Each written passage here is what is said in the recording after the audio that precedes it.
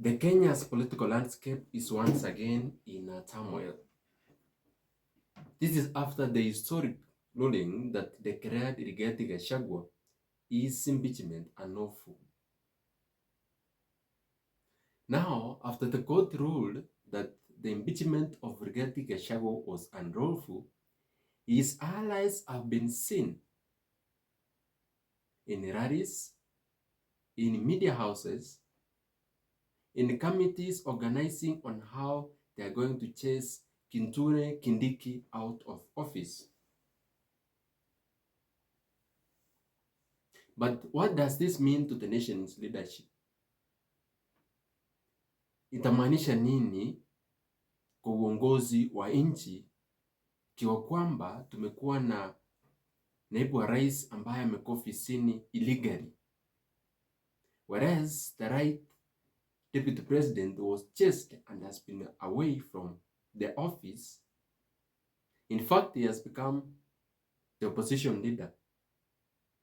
And then a few days later, the court rules that the one who is now an opposition leader is the true deputy president.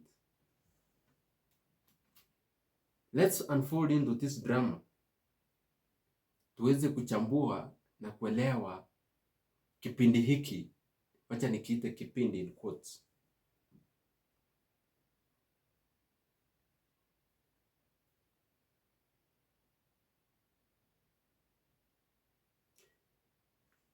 I want you to remember that the time when Rigathi Gachagua was being impeached, it is the Senate which involves lawmakers. And remember, before when it gets to the Senate, wabunge mweza kuwa na mjadala. And then gets to the Senate where senators sit down, look at what has brought maybe the people to be wanting the deputy president to be impeached. They had a discussion, they voted, others voted yes, others voted no, and it made a decision for the deputy president to be impeached, which is rare. Now, the High Court has ruled that impeachment was unconstitutional.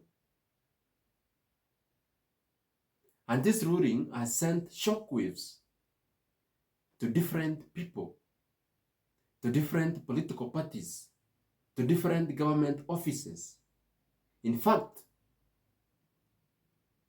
hata Rais William Ruto popote ameketi saisi kiti kinawaka moto, because he didn't expect this from the High Court. So, do we trust the Constitution or do we trust the lawmakers? And the lawmakers in this case, I'm talking about the two houses. That is the Senate and Parliament.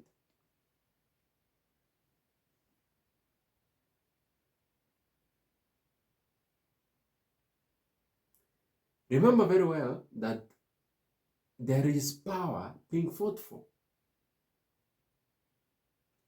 Vice President William Ruto took part in swearing in Kindiki as soon as possible. Rigathi Gachagua was impeached. Aliweza kuharakisha hafla hii ya kuhakikisha kwamba Rigathi Gachagua amekuwa sworn in kama deputy president wake. And also on the other side, remember that Rigathi Gachagua's allies will not back down. They even actually immediately said that the impeachment of Kindiki was unconstitutional.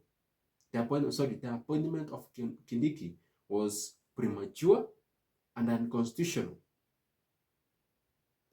And they are demanding that the office of the deputy president should be reverted back to Rigathi Gachagua. In fact, some of them already have said that the security personnel ya Rigathi Gachagua iweze kurejeshwa. So what does that mean?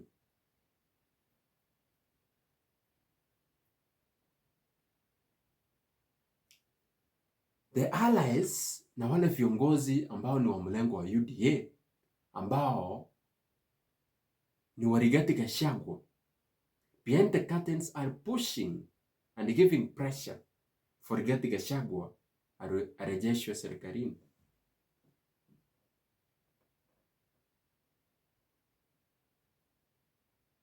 They are challenging the seat of Kindiki. They want him out immediately.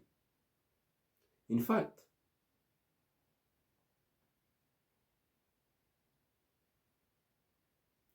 it has brought up an argument between those who believe if the High Court ruling was right, and there are those who still believe that the High Court ruling was wrong. So it is a battle that the Kenyan government is going to discuss for the next few days. So let's look at what does the people think. Wewe kama mwananchi, maoni yako ni yapi? Unaonelea kivipi? Should Kithure Kindiki be in office, or should Rigathi Gachagua be back to office?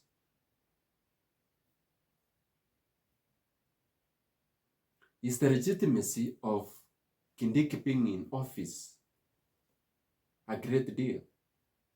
Ama waweze tu kunyamaza tungoje mwaka 2027 ambapo tutakuwa na uchaguzi wa rais? And I remember now, Rigathi Gachagua is free to run for presidency. So let's look at what lies ahead. What is the fate of Kithure Kindiki? What's the fate of Rigathi Gachagua? Are they still going to battle for this seat? Ama Rigathi Gachagua ataweza kukataa kurudi serikalini kwa sababu hivi as we are speaking, Rigathi Gachagua is an opposition leader. In fact, Rigathi Gachagua atakuwa akilaunch chama chake kipya kwa siku chache zijazo.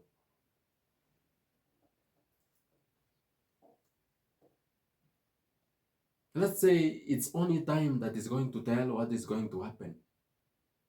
And it's only destiny that is going to decide where the country is going to head to. So, tuweze kuketi kitako ili tuweze kuona na kufuatilia on what is going to develop ama what will happen tomorrow on the developing story of the deputy president. And kindly don't forget to like, share and subscribe for more updates on the Kenya's political landscape, especially kwa serikali ya Kenya Kwanza na naibu wake wa rais Kithure Kindiki na aliyetimuliwa who is the right deputy president Rigathi Gachagua.